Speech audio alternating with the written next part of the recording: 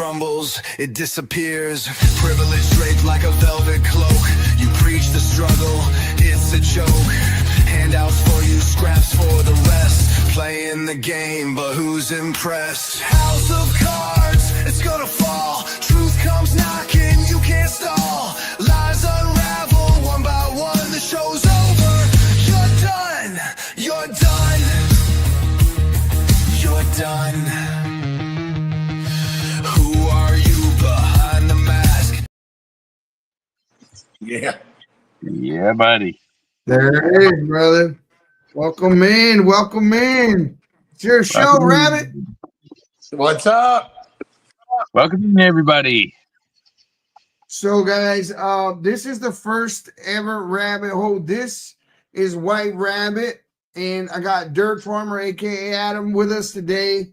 And this is the very first show that Rabbit's doing. This is going to be his official podcast. So I guess this is the first official Rabbit Hole show. And we're going to be digging into some conspiracy theory stuff, but a little deeper than what I think 90% of people actually do. I took the time to really go through this stuff, and I get frustrated, dude, when I watch this stuff because I study it so deep, and I study theology so deep, and I tie it together, and I'll hear people talking about it, and they'll skip over so much stuff, and they don't know the names of these things. Like, I know it all. I'm not skipping nothing. We're taking you through everything. So get ready. It's going to be absolutely wild. We're going to be talking about ancient demons, aliens, angels, the gap theory, pyramids. What are the pyramids? How old are the pyramids? Did we go to the moon? And whatever the hell else pops up in between. So it's going to be fun. It's going to be extremely fun. Get ready for it because, guys, I got the articles. I got all the stuff that we need to speak to these things. And I'm gonna put your guys' noggins to the test today. So where I want to start at is the pyramids. So some time ago, some guys from Italy went out to Egypt, and they were in the where the Great Pyramids were in Giza, Khafre's temple. Khafre's pyramid. And they used a new kind of technology, and it's called SAR. I'm not talking about SAR reports like the ones that Biden got caught with sending money from Ukraine. Different. These SAR is and the technology that comes from satellites that are about 400 miles above the Earth's surface, and they send out these resonant frequencies, and they penetrate the ground. And what they do based off of the vibrations that come back is they can paint a perfect picture of what is truly beneath the sand in Egypt. Now, up until now, they've been able, even though we could question them and a lot of people didn't believe them and we all kind of knew better, we're able to question whether or not they built those things out of, copper chisels and hammers and rolling 20-ton stones on sticks and things like that. It's absolutely ridiculous to ask people to believe something. Copper is not cutting granite. But here's the thing: there are 8 cylindrical style tubes that go beneath the pyramids, and each one of them appears to be like a spiral ramp or staircase that go around each one of these cylindrical beams that are going down beneath it. So the way I understand it is those go deeper under the pyramid than first. The pyramid is tall, and they go deeper than the tallest building is actually tall. So taller than the Empire State Building, all of that under the ground. Bigger. And they end into these giant concrete rooms, and the rooms themselves measure the size of 3 football fields. So they didn't do that with copper chisels and hammers. Or And there's an actual city structure under there. I'm sorry? There's an actual whole city structure under there. Right. Well, it's beside. It's actually in front of the pyramid, and it looks like an entire city, right? But what we've been all this time thinking was a city with houses and all that kind of thing like that was actually just part of this complex that they were using, it looks like, to turn water or use the water in order to use the pyramid to generate power, similar to what Tesla was going to do later by using the ionosphere and that sort of things. And we know that because when they built the same structure to scale, a model, not very big, but they built it to model, and they did it, and the thing generated power. So that's why the pyramids had all those alkalinity stains in them, and there were never any mummies ever found in a pyramid. Not one mummy. All the mummies were found in the Valley of the Kings. So it's going to get very interesting. I'm going to show you guys as much of this as I possibly can to paint the picture as vividly as I can. If you have questions, we are watching the comments.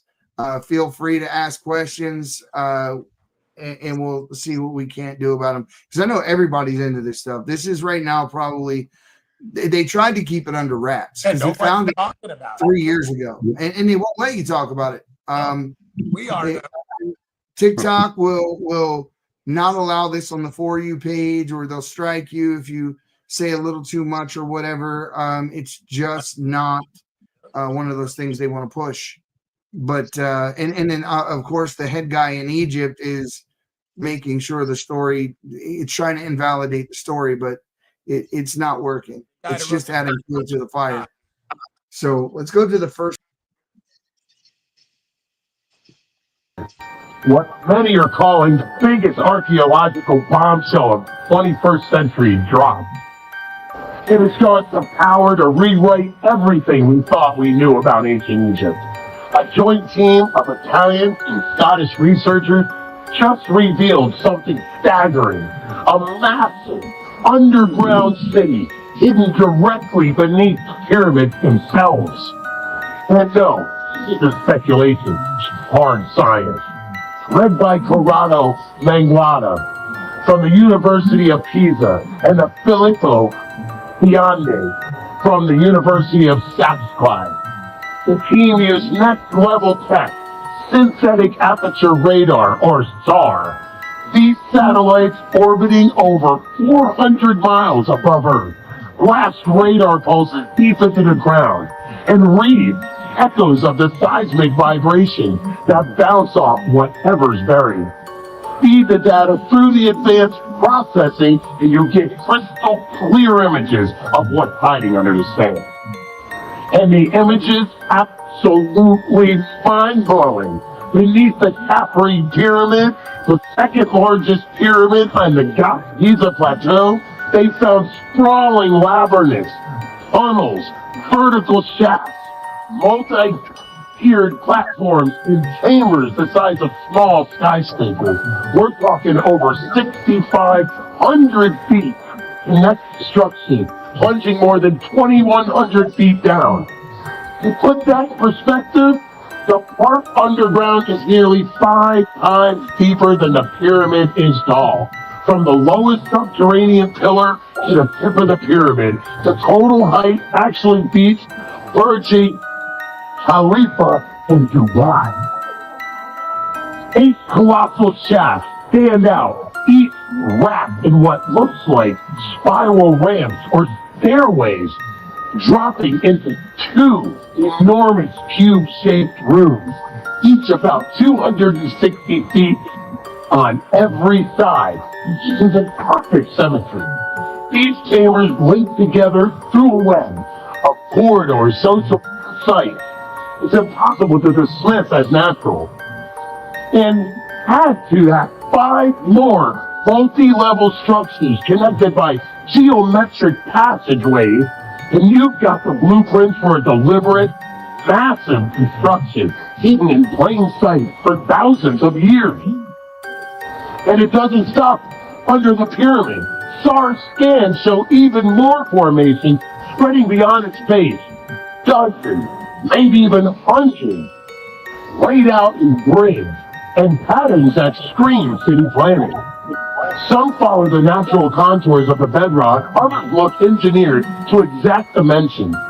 Evidence points to one conclusion: there's a full-scale, ancient urban complex buried beneath the Giza Plateau, untouched, unseen, and waiting to tell us its story. So there's no right now. There's no going back. The genie is out of the bottle. All they can do is try to suppress the story, try not to put it in the news as much or talk about it as much. But the idea that ancient primitive people built this with chisels and copper tools, that's gone. That ship has sailed. There's no way, absolute hell, that happened. So then the question comes that we can There's no way. Well, we can measure like what we knew at what era to a certain point in history. Right. And then you get into what's called pre-Diluvian history and that sort of thing. So it starts to get a little mucky because then prior to that, there's no written history. So we'll get into a little bit of gap theory because my belief is that technology was greater before the flood than after. Yep.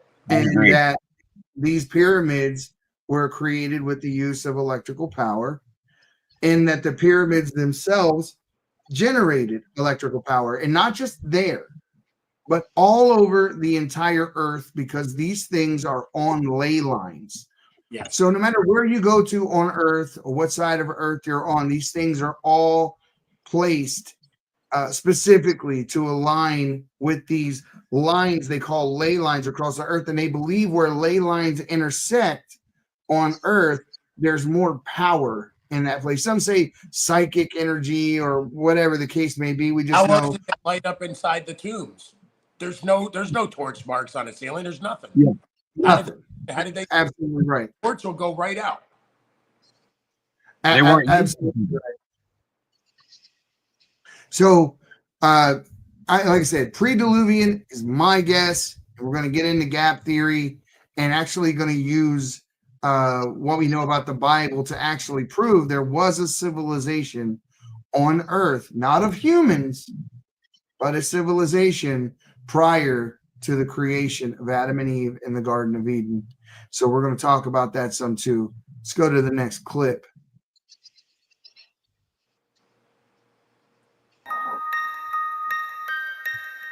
Oh, wrong clip. Marveling at its size and scale, constructed from 2.5 million stone blocks and weighing nearly 6 million tons. This colossal structure has long attracted visitors from all over the world, its secrets inspiring the imagination of many, including Tesla, especially the notion of the ability of the pyramids to generate power. People often think the pyramids were built as tombs for ancient Egyptian pharaohs, but no mummies have been found there. Actually, all mummies were discovered in the Valley of the Kings. Plus, the pyramids lack any Egyptian inscriptions, which is odd, considering the resources that must have been used to create such impressive buildings.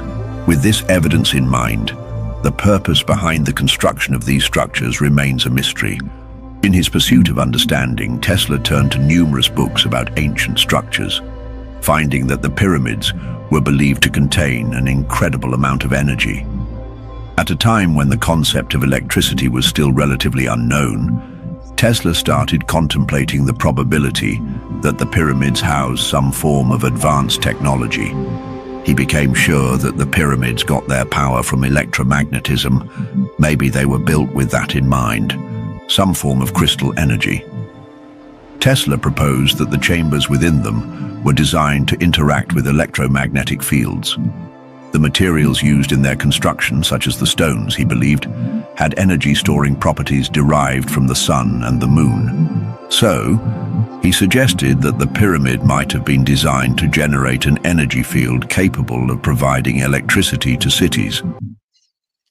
So, what Tesla was doing back in his day, he went to J.P. Morgan, and he had this idea to put up this giant tower.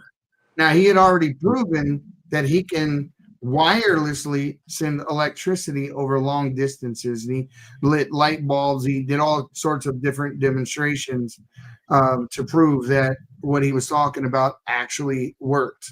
And the way he said it worked is that there was a resonant frequency above the earth in the ionosphere, right? In the electromagnetic field that circles the earth. And he said if you could match that frequency, it would be like surfing it. You would be able to send a signal up, hit it, and it would guide over to as far as you wanted it to go until something else was designed, like another pyramid or another place over there that would be able to pick up that energy and pull it down and distribute it. It was endless. And when Tesla died, there were I think it were a little over 120 different types of patents that he owned. The government took them all. Oh, yep. Yep. When he died at the Roosevelt Hotel, when they died, everything was gone. Even his Trump's uncle, believe it or not, was the guy who was put in charge of going in and looking at these patents and seeing if there was any type of invention or anything he was working on that they might be able to utilize. His assessment was no. But then all of these inventions and things started coming out, getting patents that looked an awful lot like Tesla's work, such as HAARP and others. And we know a HAARP is a very real thing. And what it does is it shoots an awful lot of electricity into the atmosphere, and it heats it up. And they've been, and I'm gonna go with the rumor mill, what people say that it does. But and when heating it up, it can create low pressure systems. It can steer a pyramid or a storm from its normal course and actually redirect it. A lot of people said what happened during Katrina and others, but Katrina is the one I'll focus on. They said it looked like Katrina was heading one way, and then all of a sudden, at the last minute, it takes some kind of a weird turn. And a lot of people right over in South Florida, category 1, it was nothing. Yeah, it traveled in the direction one that was against the jet stream, which you're not going to get with storms that large. They're going to go whichever way the wind blows, which is the whole, the way it's designed. But they're saying now that the government is flying airplanes, lots of them, simultaneously against the jet stream. So they're trying to, I don't know what they're trying to disrupt or why. In the UK recently, they got caught spraying something in the air in order to blot out the sun. This is not an episode of The Simpsons.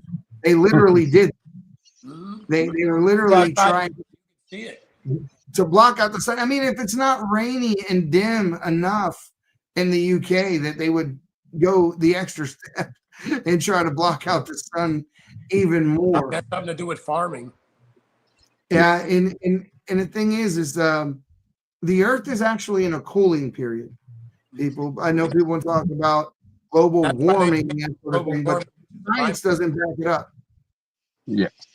The science. I'm waiting for my. And whenever I say that, I'm waiting for. I love the Y files. I like AJ and Hecklefish, and so I always wait. In that moment, Hecklefish goes, "How dare you!" with that little Greta Thunberg deal. How dare you? But yeah, so it's there. There are a lot of things that are happening, and they're being called out now. The idea that chemtrails are fake or conspiratorial is not anymore. The pilots that flew the planes are blowing the whistle. They're blowing the whistle over Texas. Yeah. They said there was 2 days before that. If you guys heard about that history Channel episode where they were looking at, I don't know if it was like an F like 17. I don't know which airplane it was, right? But essentially they were following it. They had the cameras on it, and it was landing on an aircraft carrier. And that's how this plane got seen. So as they were landing it on the aircraft carrier, was a perfectly triangle aircraft. And it was just sitting there. And people were like wondering, what the hell is that? Turned out it's something called a TR-3B. And the TR-3B is one of the first aircraft supposedly the Air Force is using that doesn't use typical propulsion systems. It is said to work off of anti-gravity, all this sort of thing. So, I mean, this is a show about conspiracy theories. Let's air them out. But this thing has, underneath of it, it's got 3 lights, one on each one of the corners. And so it doesn't have like a trail of smoke coming out the back or typical propulsion system. And they're saying that's what people saw in Phoenix. Remember the Phoenix lights? And everybody's like, hey, it was so big. It was bigger than a football stadium. It made the whole sky turn black. And the Air Force tried to say, oh, it was flares. Was it flares? Yeah, and you see the flares that come out of the back of the jets. That was not it. You show me a flare that turns the sky black. No, the mayor saw it. The governor saw it. Everyone saw this thing, dude. It was like the most back patio. The most witnessed UFO or UAP, whatever we're going to call them today, sighting in U.S. history. In history, an entire city of people went outside pointing their phones at the sky, showing us this thing. And it's pretty wild. It's pretty wild. Actually, they made a movie about it. The governor ended up losing his re-election bid behind this because he came out with an alien suit on and he tried to make fun of it. And people were pissed off. People were pissed off because they're like, dude, we want to know what really happened. And you're sitting here making a joke. And this really happened. And he didn't get reelected. He did not get reelected. So with that said, we're going to go into the fact that these things, I believe, they're power plants. And if you look at the schema that you showed, the overview there, and you look at the pyramids and the whole thing, it looks just like an insulator to contain the heat that would be generated by generating that much electricity. So if you can pop that. Scott down here says that he saw one of the TR-3Bs over Pittsburgh Air Force Base August 17, 1996 for like 20 minutes. Now, these things are supposedly they fly extremely slow, and they use the technology described by Bob Lazar. Right. Bob Lazar said that these craft had these 3 beams, like tripod looking beams that would go down and hang from it. And he said what those beams did was they shot out this electromagnetic pulse in front, beside, whatever the craft. And so the craft, instead of being propelled, it was being pulled. So it would shoot out the electromagnetic force field or whatever in front of it. So the craft was pulled in any direction. And it also had something called an inertia dampener. And for those of you who don't know, I'll break that down.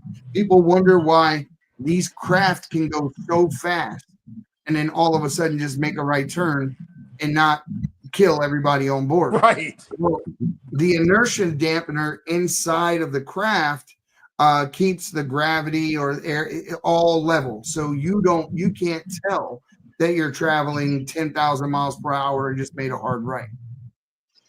Right. Wow. So where do you guys think these things come from? Because I'm a big proponent of they're not coming from other planets. They're not coming from places like that. I believe they're coming from right here under the water in Antarctica, places like that. Yep. I absolutely believe that. And I'm close to arguing with that. That is, I mean, it's documented. I mean, that's why they're starting to do the unidentified submerged object, because people are noticing it. These things going directly into the water, and we can't go at those steps. So if they had that kind of protection inside the craft to protect themselves from hard right turns at 10,000 miles an hour, they probably could definitely take the pressures at the bottom of the ocean. Probably sit it right down at the bottom of the trench. I had Senator Tim Burchett on a few months ago. He's on the UAP task force. He said there are things that they've clocked under the water that are traveling in excess of like 200 miles per hour. He said the fastest thing that we have underwater goes about 35 miles per hour. And he said the funny thing about these things is when they steer fast into the water, is yes, they go into the water, but there's no splash. Right. Well, how did they achieve that? That's something that's Craft. it's wild. But all their videos, I guess, from when the Nimitz saw them, and they, the Nimitz is the one that tracked the Tic Tac, looking one at 16,000 miles per hour and all that. And guys, I would say this: all those people from the intelligence agencies that used to work there, Nick Pope and all these other guys that are out there telling you about them, and they act like they're sharing information with you. They're not. They're not. For one, they're intelligence officers. They're never, how can I say this? They're never not intelligence officers. Like, there are certain things upon pain of death or very long prison sentences that they cannot tell you. So I really, whenever they come out and they have something to say about these things, take it with a grain of salt, because they're not telling you. But it was very telling when Grush and those guys were in front of Congress, and he wouldn't say that they were aliens. It was the one time the left and the right didn't argue. Like, they were questioning these guys, and they weren't fighting amongst themselves. I was really wild. But this guy said I wouldn't go as far as to call them aliens. And the reason why I don't think he called them aliens, this is the Christians talking, is because I believe that our government knows these things are angels and they're demons or fallen angels. And I believe they know there are two sides, and I believe they know some of them are misled into believing the wrong side is the good side, and so on and so forth, that they've all been manipulated to a degree. Now, we talked a little bit earlier about gap theory. Gap theory is the idea that the earth is much older than we know, and that the 6 days of creation is not the only time in which the earth existed. For those of you who don't know, the tuva avu vavu, which is the Hebrew word that was used in Genesis 1:2, means that God was floating over the formless waste. The earth was desolate, meaning it was already destroyed, chaotic, right? This is all interpreted that way. And if you listen to what he says in the Bible, he says that Satan was cast down out of heaven. And a lot of people really don't know what Satan was cast down for. Satan wasn't cast down because he wanted to be more powerful than God. That's not what he was cast down for. He wanted equality with God. He wanted a throne that was equal to God. And he also got cast down for bad dealings in commerce with the kingdoms and nations. So therefore, there had to be kingdoms and nations on earth prior to Adam and Eve being here. So we're whatever that is in South America, they're talking those places could be 16,000 years old. Yeah, and I believe it. I believe it. Have you ever heard of the Council of Nine? Either of you two? Have you ever heard? They were cutting bath salt with copper and bronze. How are you going to bath salt? So I think when the Bible refers to a year, it's a metaphorical year. A lot of people take the word of the Bible literally, and there's a lot of truth in there. In some cases, what does it say? A day on earth is like 1,000 years on earth is a day in heaven, and a day is as 1,000 years. In other instances, it actually does mean a day or whatever, but it's actually spelled out. English is one of the most dumbed down languages ever.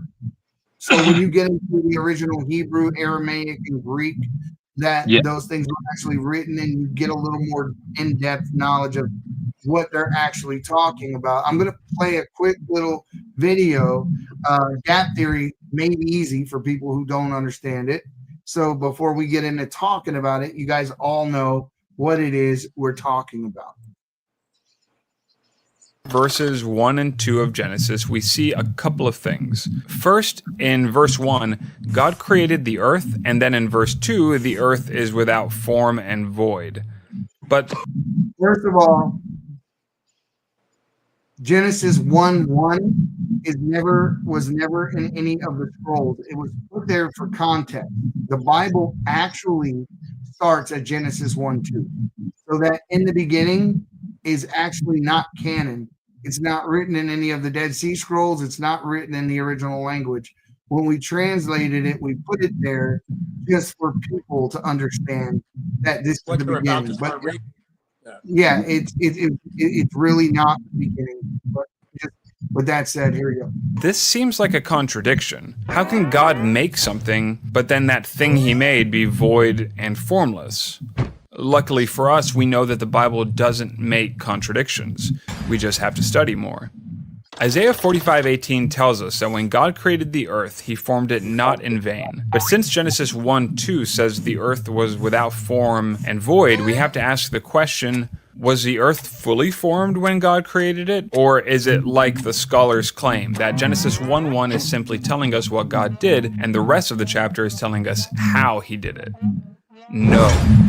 The Bible defines itself. For scholarly thought to be correct, the burden of proof is on them to show that the earth being without form and void is a constructive event.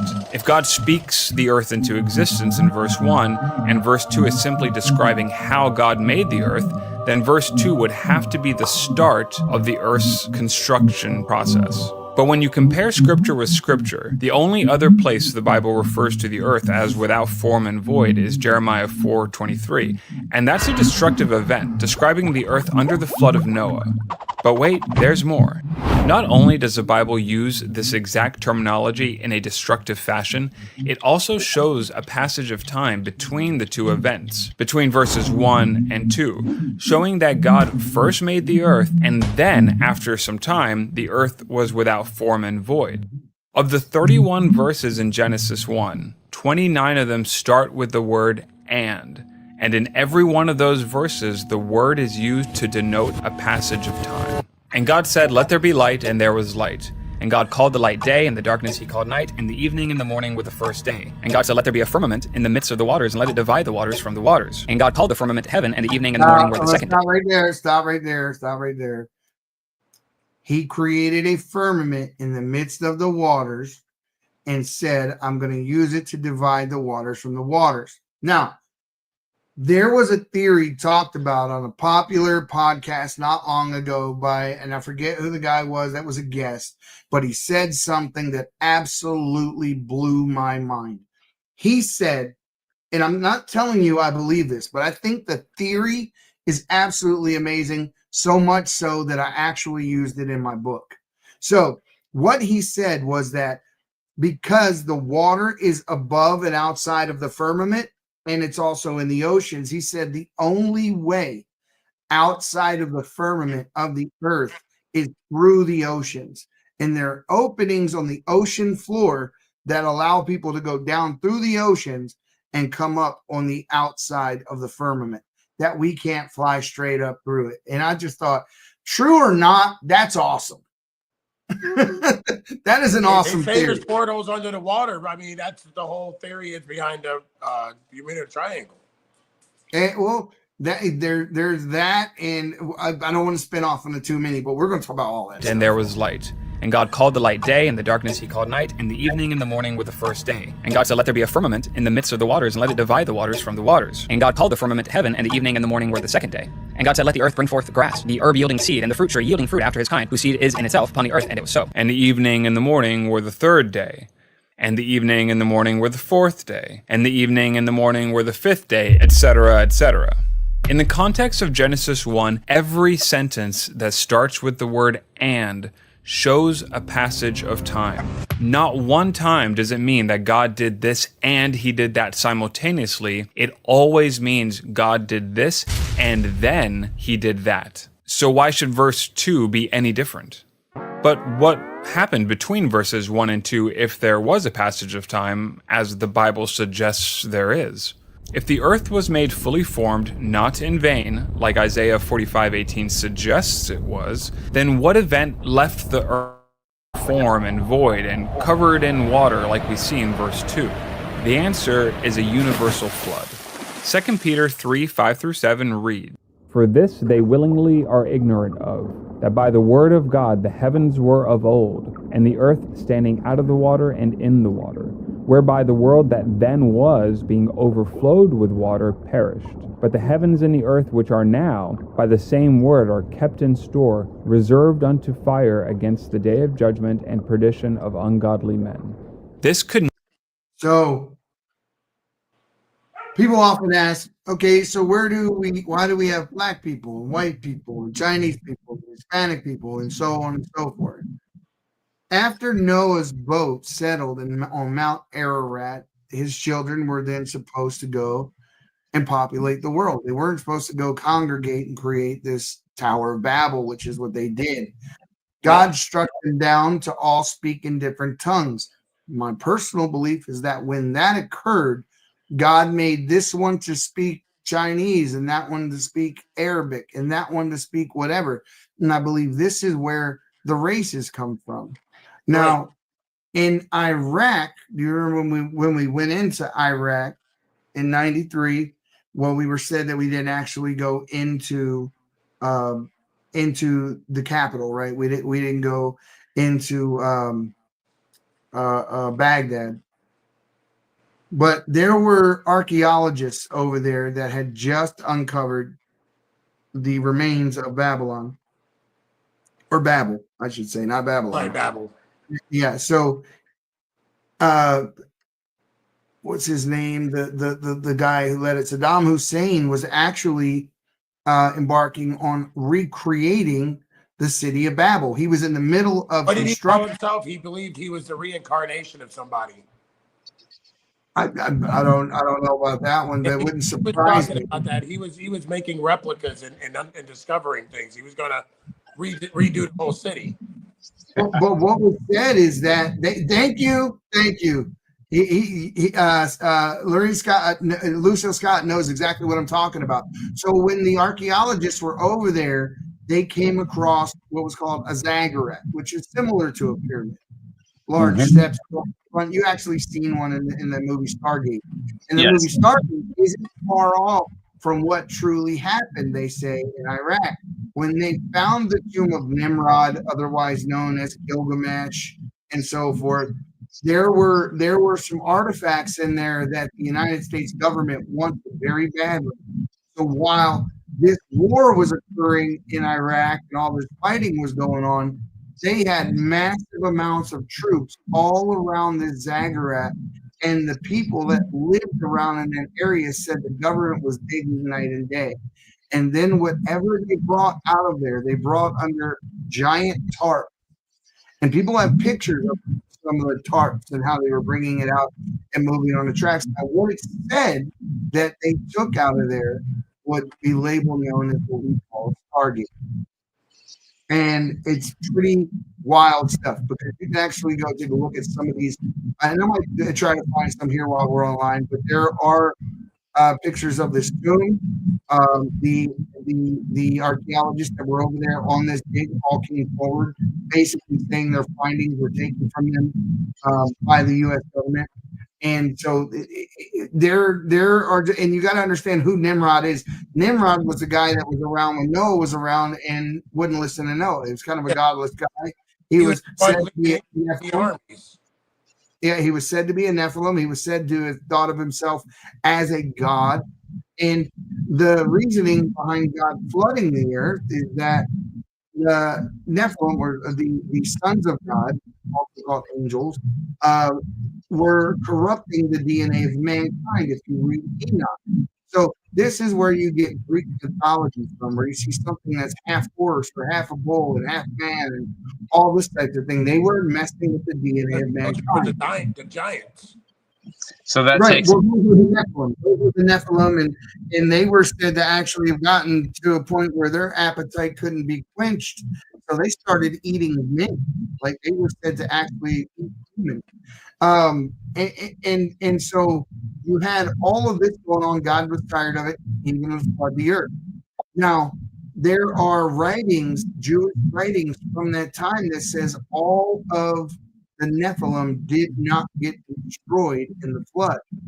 And the reason why they say they didn't get destroyed in the flood was because they escaped to a place theorized by Einstein, also theorized by Edmund Halley, and talked about at depth by a man named Admiral Richard Byrd. And I'm talking about the inner earth. The Japanese referred to it as Shambhala. India referred to it as Agartha. Actually, many cultures referred to it as Agartha long before we had the ability or trade routes to talk to each other. Their ancient writings actually referred to this place by the same name and described the same people. Admiral Byrd, after World War II, they're looking for Hitler. And I've actually had the opportunity to talk with Javier Milei for a brief period over at CPAC. Nothing more much than other than, hi, how are you, blah, blah, blah. But met the guy in any case. And he just recently declassified all of the information about the Nazis who escaped Germany after World War II and lived out their entire lives in Argentina. Hitler died as an old man at the age of 62.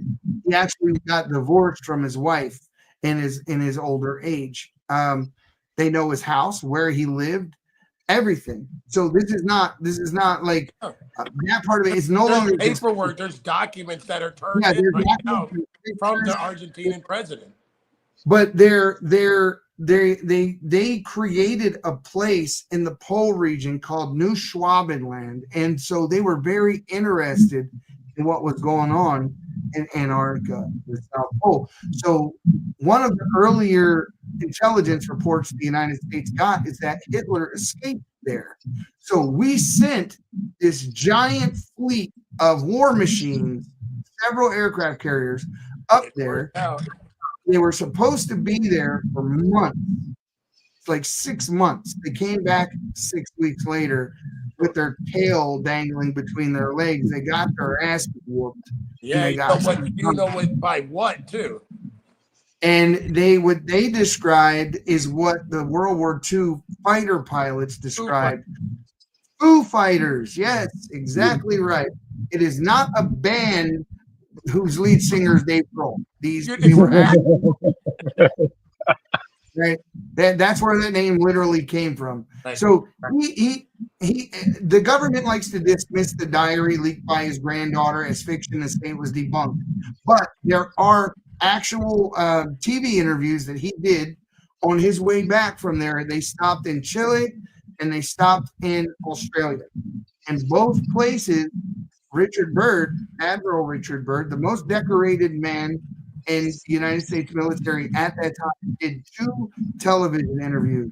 And in both those interviews, he tells them, he says, our biggest threat to the world is coming from the polar region. He said there were things in the polar region that were able to fly pole to pole extremely fast. I don't know if it's a minute going down there. But he said it was beyond that. So in the diary, however, he claims to fly over the ice wall, and when he does, he says it becomes tropical, an uninhabited land. And he said he saw saber-toothed tigers and woolly mammoths and all these things that we've long since thought have been extinct. He said 2 craft pulled up on either side of his plane, both bearing emblems that look awful similar to the swastika. And in his mind, not over the radio, he heard them say, "Relax, we'll guide you in from here." They flew him into an opening in the inner earth. Now, I'm going to stop there for a second so I can give you some backstory. I asked you earlier if you heard about the Council of Nine. Yeah. All of Madame Blavatsky, Aleister Crowley, tons of these occult leaders throughout history believed that there were beings that they would only be able to contact through meditation and seance and things like this. These beings always identified themselves as the Council of None. I believe those beings are just Lucifer, right? I believe that they just basically stepped in and guided these people and Yeah, he wasn't talking to me. Yeah. And the reason why I believe that, though, guys, is because when Richard Berg was taken into the inner earth, he was introduced to a being down there that they referred to as the king of the world. What did Jesus call Satan? You nailed it. King of the world. King of the world. So when you're talking about these people, you have to realize Satan takes the place of all false gods. Very manipulative. Very manipulative. So and there is a passage in the Bible, right? And I'm going to show it to you right here. And here's what the passage says. It says, be not forgetful to entertain strangers, for thereby some have entertained angels unaware. Now, if angels were cast down out of heaven and they're fallen angels, they're not good guys, for lack of a better term. And then you have good angels, right? People that, bring messages from God and that sort of thing. But they obviously have the ability, or they just look like you and I. That means, just human deduction, that means there are beings walking the face of this earth right now.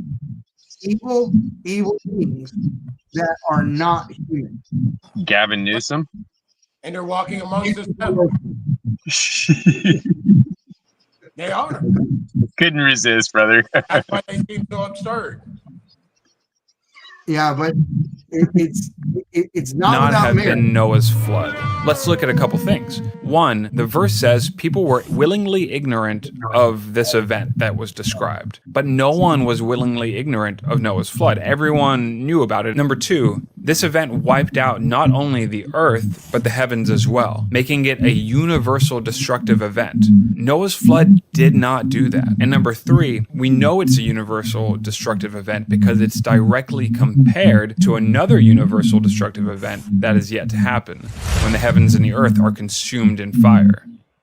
So that for all intents and purposes in that clip, we got out of it what we needed, enough to make people understand that there was something here prior to those guys. It looked like what's going on in the second. But so here's the other thing. So we obviously believe in the end time prophecies. The Euphrates River is just about dried up. So Yeah. we're heading into that that time of great war that has been prophesied about forever. But prior to that happening, the Euphrates River dries up, the angels trapped beneath it are released, war ensues. But right before all of that happened, a comet hits Earth. The Bible refers to it as wormwood. Now, What are we coming right now? A big little. in 2029, Apophos is said that it is going to cross so close to Earth that it's going to come between the moon and the Earth, closer than any other. It's And this not thing is like that. When it this goes thing is between the moon football field and big. Mars, it's going through the asteroid belt. It's going to fling asteroids everywhere. What's it going to do to Earth? Once it passes Jupiter, that's it. What's that? What does Talking about something? that asteroid coming, it's flying exactly a plane with us even, and it's going to pass between, like you said, between Mars and the Earth. But in order to get towards Mars, it's going to have to go between Jupiter and Mars, which the asteroid belt is located.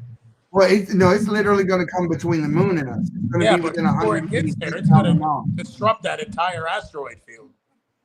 So what were you saying there, Barbara? Yeah. It's like It'll something drop. 3-1A or something like that. Yeah, Yeah. He's trying to get a word in. He's trying to get a word in. Go Coming at us right now, guys. ahead. We're listening to you. Go ahead. Me?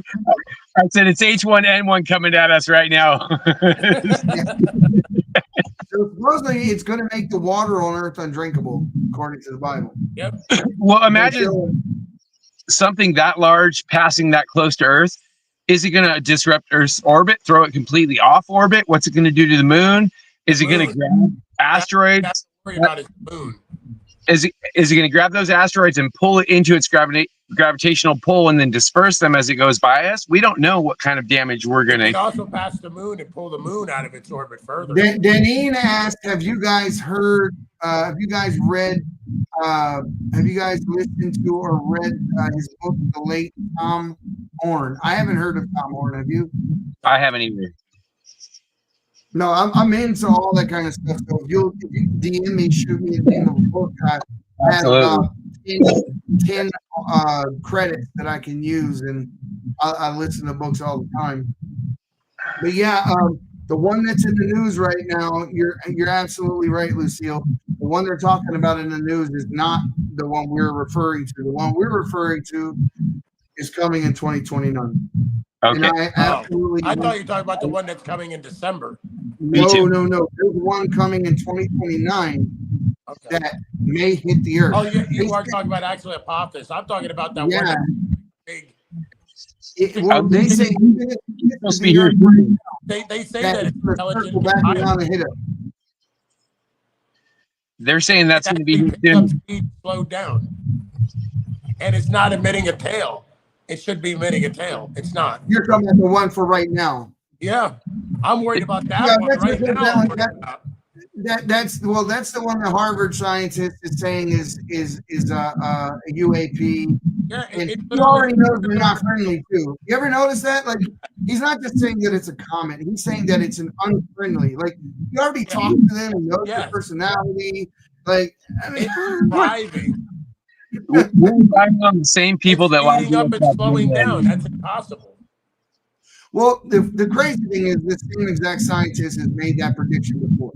This is the second time he's saying the same thing. It's not the first time.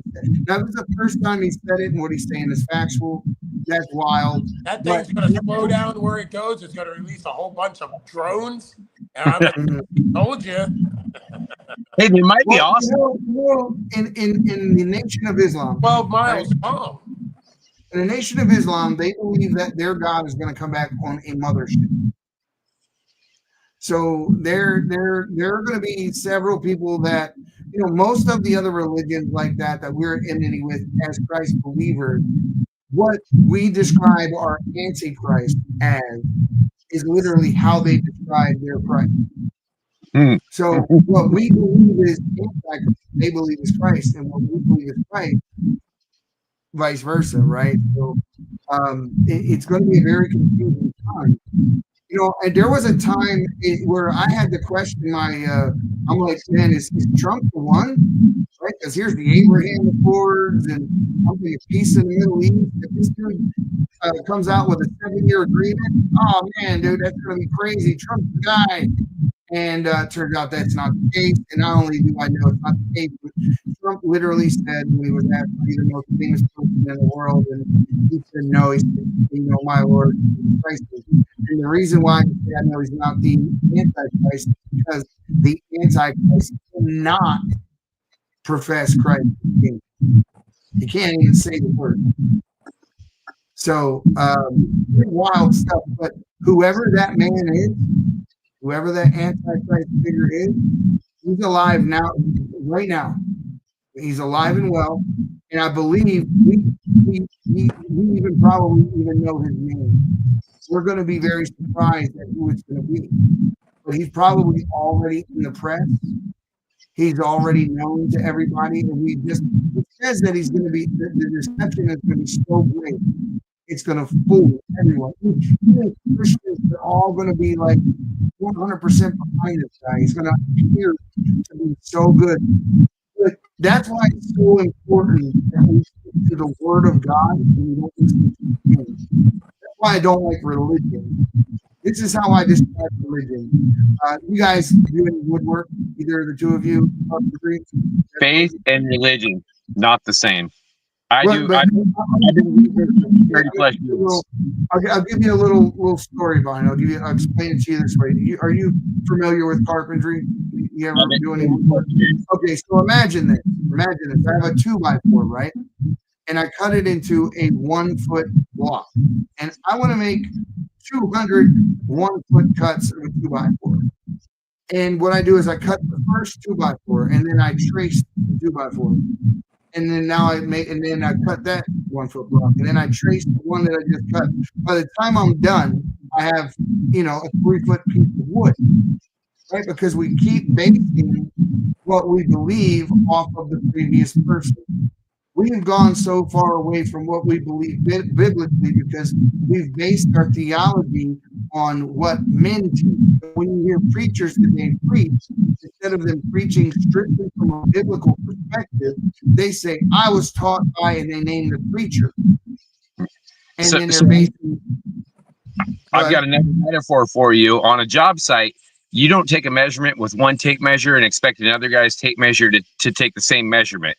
You use the same rule of measure regardless of who's cutting the board, because it won't become the same. And with the word of Christ, we have to use the same rule of measure, not the next person's measure. Correct. And I think a lot of Christians today are too afraid to say that religion is false or that thing is not true because we just don't want to ruffle any feathers.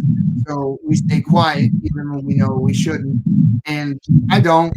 And I don't think any of the disciples did either, which is why they died horrible deaths. There's a Because huge they didn't sit down in the corner and be quiet. And they were speaking out loud. I'm still trying to figure out why we cut down God's creation to create a comfort altar to worship Him from within instead of going out into His creation to worship Him. I get it for elderly and children, but when I want to be with the Lord, I go to the forest. That's just me. I fellowship with guys like you, and a lot of times we do it on the water or in the forest. And I think Jesus said just like that. He said that a day and time is coming when God won't be worshipped in that temple or on this hill. And it's just wherever two or more are gathered. And don't get me wrong, I do love going to church, but I prefer to meet up with you in the forest. That's what God created for us. So now we got to talking a bit about. We got the talking a bit about the Nephilim. We all know that when the angels mated with the women, they bore onto the Nephilim, giant men of renown. The Bible calls them, and it also says in the book of Numbers, it calls them the children of Anuk, A-N-U-K. And this is where later on you hear that term Anunnaki and all that kind of stuff, right? Well, it actually is referenced in the Bible, the children of Anuk. So here's some of that.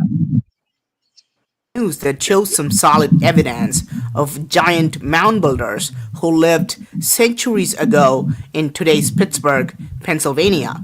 I'm Praveen Mohan, and this is not just an isolated giant skeleton, but a group of 49 prehistoric giant skeletons. This was published in a newspaper called the Pittsburgh Press on September 13, 1932. Let's see what else is going on. Archaeologists amazed at excellent condition of teeth. Here, it clearly says one skeleton is nearly 8 feet tall. This is not the only giant skeleton, and we'll get to that in a minute.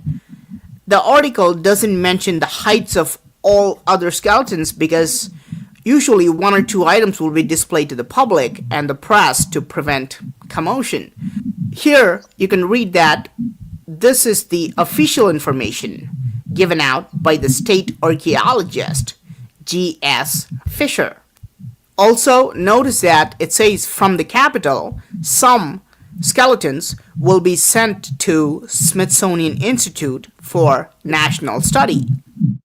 Now, everyone knows that the Smithsonian is where everything disappears. I was going to say that's where everything goes to go away. I appreciate the heads You up, remember guys. Indiana Let me Jones? know if it gets any better, please. I'm in a hotel right now doing the podcast. So Okay, so that the was you. I thought I the thought my end was messed no, up. they're talking about me. The internet here is terrible. I do apologize. I'll try to speak lower, and maybe it'll come across a little clearer. Let's finish what he's saying here. Fisher, who's the state archaeologist, said, quote, "Discovery of these odd folk distinct from Indian inhabitants gives us absolute proof that we had mound builders in Pennsylvania 10,000 years ago, just as in Ohio, West Virginia, Missouri, and the Southwest. An effort was made to keep the excavation secret until the party was well on with its work. The news spread, however. I think this is probably the reason that this piece of news has been published. Otherwise, it would be something we never heard of. This newspaper only found out because the news spread among the common people and eventually it got to the newspaper." Let's read further. Fisher, using a bent limb for a pointer, he walked slowly and calmly about the clay mound, explaining the rebirth of a hardy race. Let's take a look at the other giant skeleton that was also excavated in the same place. About the woman, how there was a piece of flint placed in her mouth.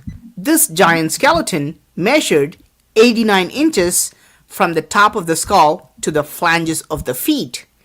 89 inches is about 7 feet 5 inches. This woman was a giant.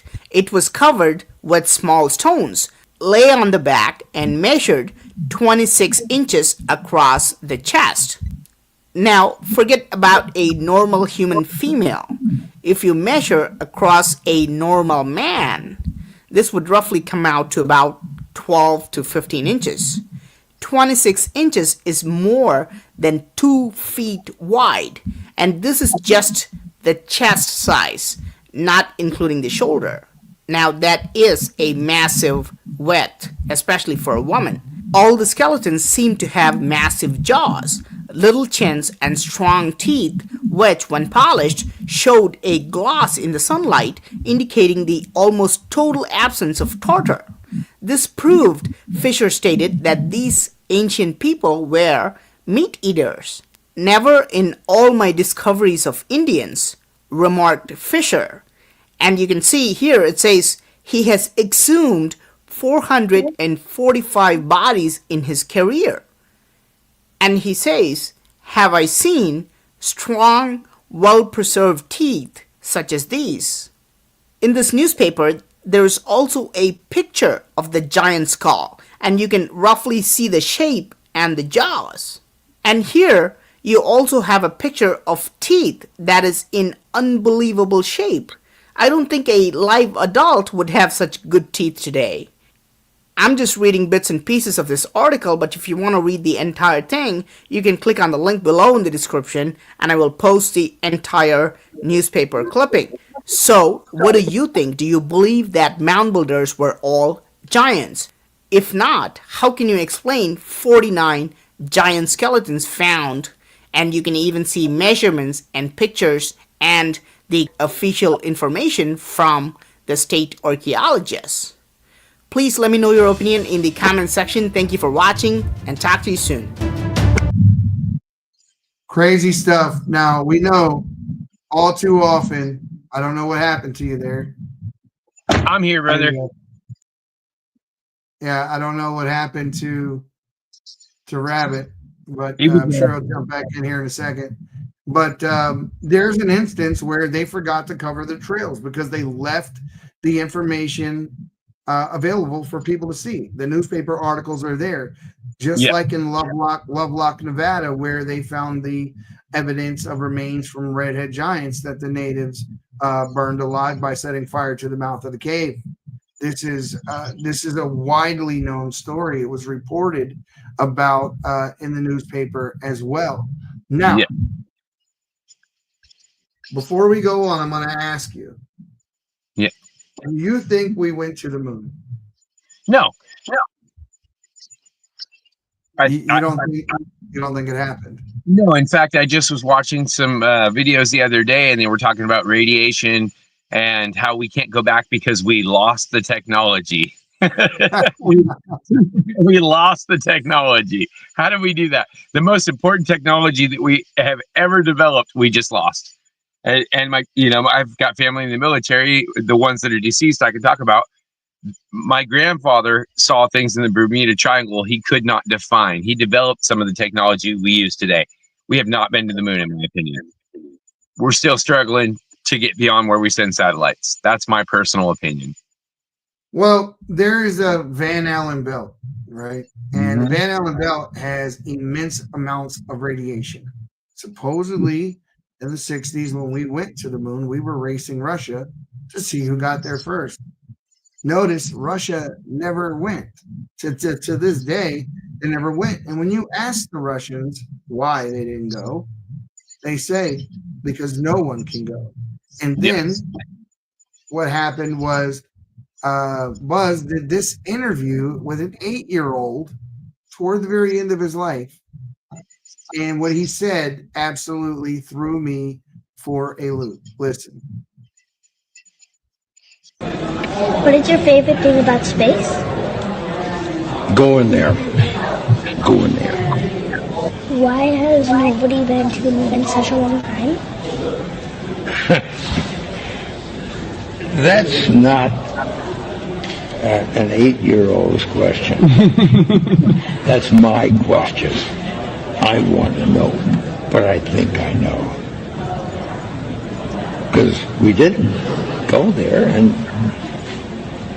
that's the way it happened. And if it didn't happen, it's nice to know why it didn't happen. So in the future, if we want to keep doing something, we need to know why something stopped in the past that we wanted to keep it going. So he said it. There's no misinterpreting what he just said. He said we didn't go. Absolutely. On Conan O'Brien, he said, "What you didn't see us land on the moon. What you saw was animation. Animation." Here, let me get him back up here. There we go. Somehow or another, did I lose the? There, So I don't know why. I forget which director said that they actually directed the faux moon landing. I just watched it the other night. I wish I could. Stanley Kubrick. Yeah. Okay. I was thinking right. I just didn't want to misspeak. But yeah, he said he directed the whole thing. Yeah, Stanley Kubrick supposedly is the one who directed the moon landing, but he said that it was animation. He told Conan O'Brien, "You didn't see the moon landing." And if you did, who was the guy who filmed the takeoff? And why could you see them in the lenses on their suits? or why was the flag waving? Or a million other things. There were 2 points of light that were very easily definable because the shadow was going in 2 different directions. Most recently, they went out to the Antarctic, and they were going to prove that it wasn't sunny there all day long, right? The sun wasn't there 24 hours a day. They were going to prove that it wasn't the edge of the world. And so they went up there and they did this thing. They had a marathon. They created a track, and these people ran around it and all that. But they kind of snitched on themselves when they did it. Because, matter of fact, let me see if I can't pull it up, because I don't like people just to believe me. I like to show the receipts of what I'm talking about. And what I'm talking about is if you watch the shadows of this guy, you can very clearly see that he's not that there's a light source directly above him. There's a light source directly above him. And the only way that the shadows would actually appear the way that he had them appear in that video would be if I think this is it right here. Yeah, I think this is it right here. Well, I'm gonna scan this video real quick and make So sure it's the. backlighting basically, or a stage is the only way you would have the lighting, right? Well, they went there to try to disprove what we were talking about, but in there, yep, I found it right here. So give me 2 seconds, and I'm going to share my screen, and you're going to see it with your own 2 eyes. Early Here, 2025. we'll get that video off, and I'm going to throw this other video on. And you're going to see exactly what I'm talking about. And I want you to watch the shadow around the guy's feet. And what you're going to see is you're going to see the shadow of this guy swing around from one side to the other side. And it's going to be plain as day. You're not going to have to be some type of physicist to figure this out. This is right in front of your face. Watch what happens. Okay, you see number one, how long the shade is here, the shadow, and right here, how short it is, all right? Evidence of local lighting is all over their footage. Shadow that change length is just a few feet. Okay, so here we see that they were under an artificial light.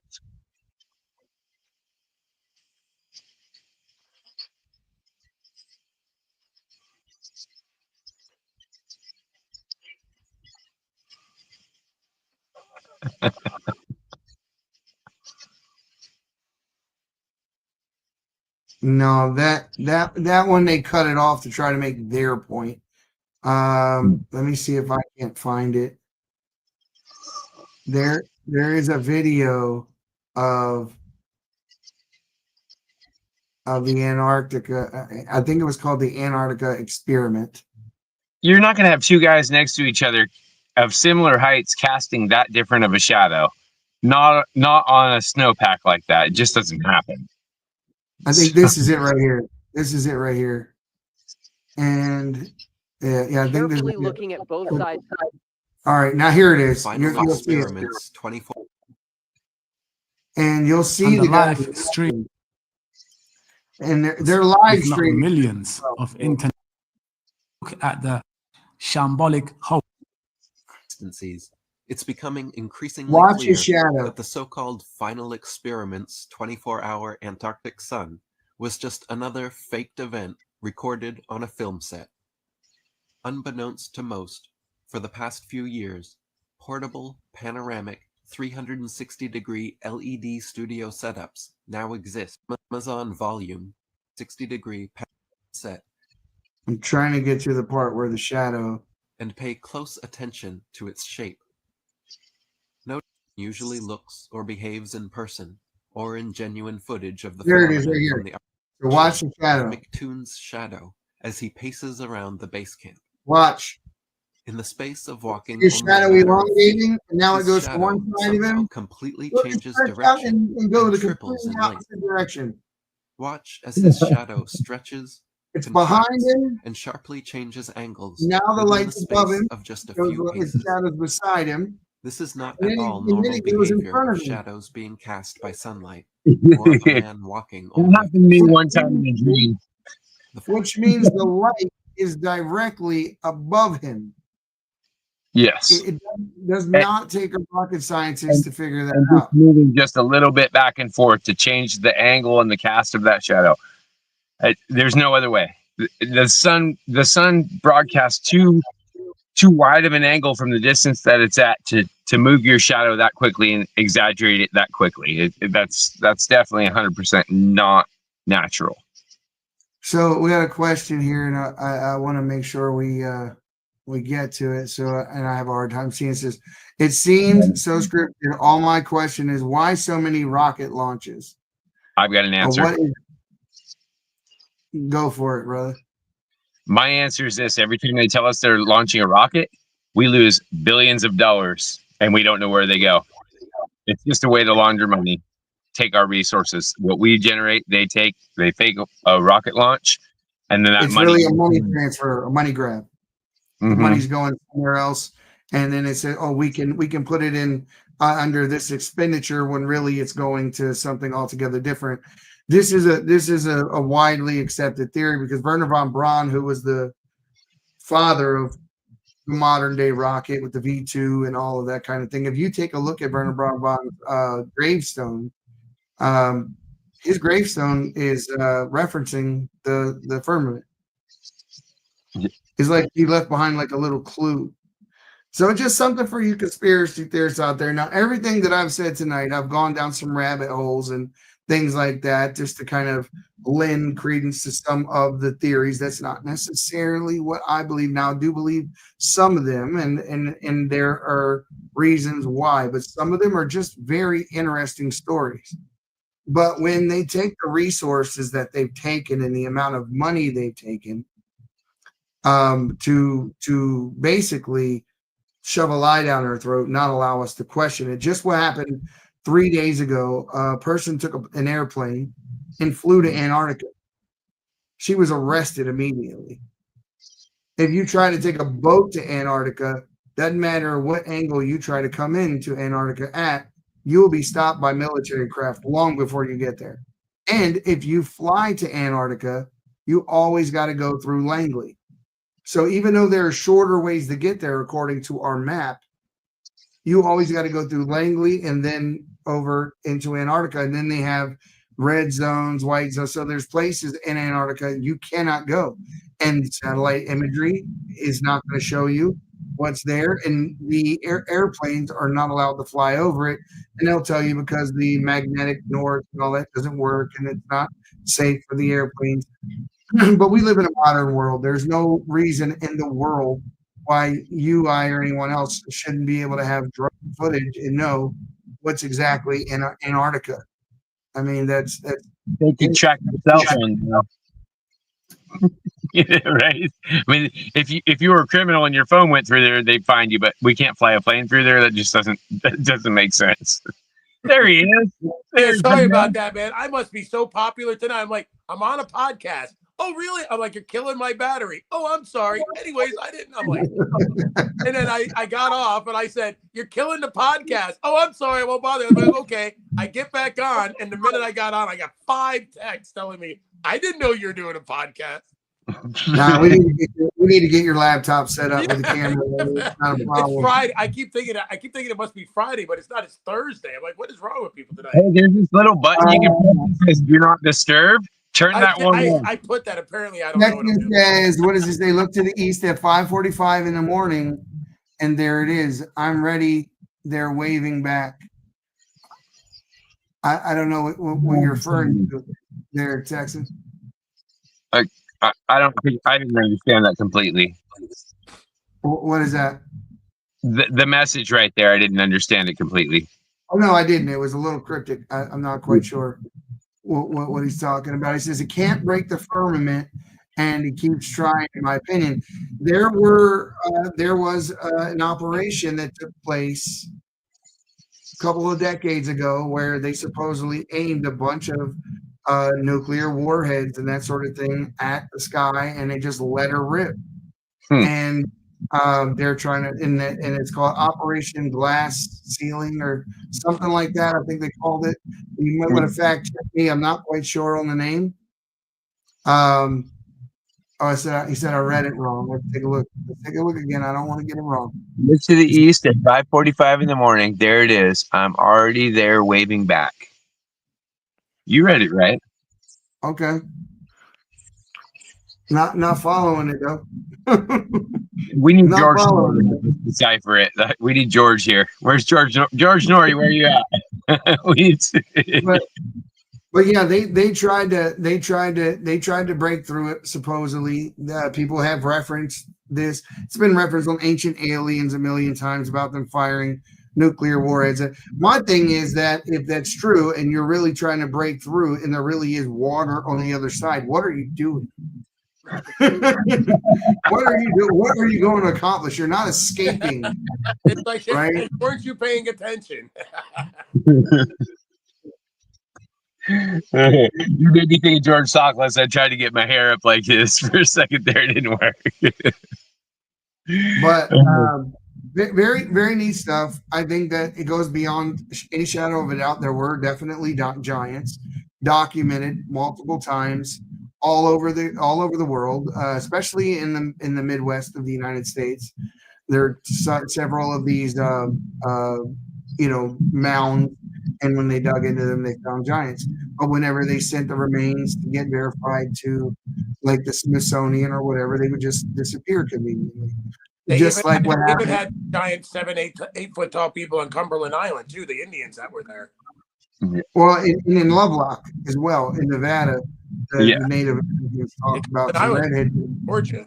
That's right. So what do you guys think about that section of the Grand Canyon that nobody's allowed to go to? Do you think That's what I was just getting ready to touch on. George, what's his name? Forget his last name. But he went there and he documented all these hieroglyphs on the wall, tombs, treasures inside the thing. Now, if you try to go yourself to that portion of the Grand Canyon, there are black helicopters that show up and all that kind of thing. They just don't want people finding out. So this is why I'm telling you guys, the government is not ignorant to what's really going on. They know. I believe, I personally believe that they are in touch with these beings. They know more than what they're letting on. This is why when they were testifying in front of Congress, the guy refused to call them aliens, I believe. He said that we have been in contact with non-human biologics since 1939 in front of Congress. He said this. So there are, and it's funny, for years when people are saying UFOs are real. That alien that worked with the government, they called him somebody. It was David Grush, and he was in one of the UAP programs, but he was a paper pusher more or less. He never physically seen or anything like that.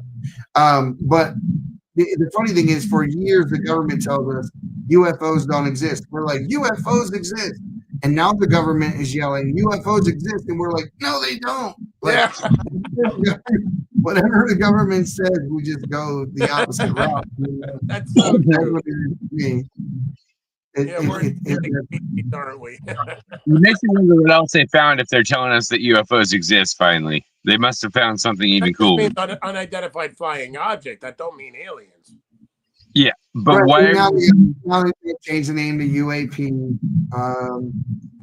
And, at the end of the day, guys, I think Israel became a nation again in 48. The Euphrates River is drying up. China's 100-year prophecy of all under heaven is coming true. Ezekiel 38 and 39, I believe, came true when they attacked Israel from the north. There are a lot of the end times prophecies that have already occurred, and they're all coming true within the same amount of time frame. And it just so happened that while all this is going on, this Apophos comet is heading toward Earth in 2029. All of these things don't happen all at the same time in biblical prophecy. It's a big coincidence. Before we get out of here, I'll raise one more. Yes, they happened before, and that's why they were written. When Jesus said that when I come back, it will be like in the days of Noah. Remember what we just talked about? The fallen angels were messing with the DNA of mankind, according to the book of Enoch. They were experimenting with people. And so what did we just do with the vaccine, right? The vaccine was, in large part, it was gene therapy. When your DNA inside of your body is got a numeric value, and I think it's 5659. Someone can double check me on that, but whatever it is, it comes out to the Hebrew letters YW, YH, YW, YH over and over again, which is God's name, YW, YH. So he says he wrote his name in our. So when they start modifying the DNA of mankind, doing exactly what the fallen angel did at one time before history, prior to God flooding the earth. So when Jesus says, when I come back, it will be like in the days of Noah. Very wild stuff. Just one of my own late night theory. But it's definitely one that'll make you think. Any last words before we get out of here, guys? What's that, brother? Any last words before we get out of here? We have Just about 4,000 people watching. What do you want to say? Oh, Now what you hear, that's what you see. Yeah, well, like everybody keeps saying that, I believe, first of all, that this Earth was designed because the odds of there being a moon and what the moon does compared to the Earth and how this Earth wouldn't exist without the moon. Its size, it's what it's doing. Correct. They said that God wouldn't destroy the Earth with water again. He wouldn't flood it again. So the next time it's supposed to be fire. Fire. Which is making me pay attention to these asteroids because, look, if an asteroid hits the water, you got flood. If asteroid hits land, you got fire. And these things come in between anything that disturbs that asteroid belt, which was probably a planet at one time, is going to throw stuff all over the place. And I guarantee it's happened before. This big ship, if it's guided by mankind or if it's just on an unlucky path, I believe that is the destructor. That's what does it. And I believe it's possibly driven by intelligent species. Well, the moon is 400th times the size of Earth, and it's exactly the exact distance away from the Earth that it needs to be in order to blot out the sun. Exactly. We would be nothing but Venus right now. Exactly. So when you see the solar eclipse, you're looking at intelligent design. If you don't believe Peter, is a sign that God is real because that moon was placed exactly where it needed to be. Out. Just enough to be able to cover the sun up exactly. Yep. That has to be perfect. If you don't believe in, you're not paying attention. There's no way that this is by accident. There's definitely divinity behind it. And all our theories and everything that's happening is all by design. We're just trying to decode it. Too much for our figure out. Aga Texan, we love you too, and we appreciate all you guys that joined us tonight. Comments. Thank you for the likes and the comments to our Facebook family, guys. This is I think this is White Rabbit and Dirt Farmers TV debut. You guys haven't been on the television show before. So for you guys who don't know, this is also on television live right now as well. The Patriots Fair Network has been given the opportunity by Q Broadcasting, and we are listed on the Q Broadcasting Network, CUE Broadcast, by the way. I always want to make sure people understand that. We're right between Fox News and NBC. So we're growing, in large part, mainly all part can do to you guys following us and the love that you have shown. Guys, if you have not given to Joshua Holmes, we're trying to raise money to put an exoskeleton on a soldier who lost his ability to walk due to a mortar round in 2003. In 22 years to another day when we had him fitted with an exoskeleton, and it was absolutely one of the most emotional moments you could possibly have gone through for his life. Those of us who care deeply about it. And you go to Indigo /finish this fight, and you can spare $5, $5 less than what you spend on your Starbucks in the morning. There are so many of them that it would not take very long for us to raise the necessary money where this man can walk again for the remainder of his life. We have sacrificed all, put it all on the line for our country, and we love our veterans. So we have $5 to give, just $5. Go to GiveSingo.com/finish this fight. The video is up there. You'll see him taking his first steps. And if you're not following Rabbit, you can get him on TikTok, mainly at the Real White Rabbit 1717. I'm at the Patriots Pray everywhere. And Dirt Farmer, I believe on TikTok, you're 44 Dirt Farmer, right? Yes, sir. All right, 44 Dirt Farmer. But I got everyone's X names up here with the exception of Dirt Farmers. So go check him out, follow him, Guys, we love you guys so much. And as usual, the silent majority, you need to stop being silent and stand your ground. Evil will never retreat willingly. It must, in every case, be beaten back. Guys, have a great night. God bless. And we'll see you soon.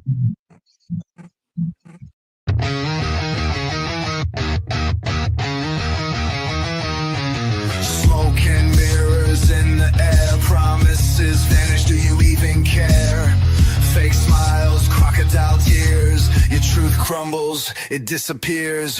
Privilege draped like a velvet cloak, you preach the struggle, it's a joke. Handouts for you, scraps for the rest, playing the game, but who's impressed? House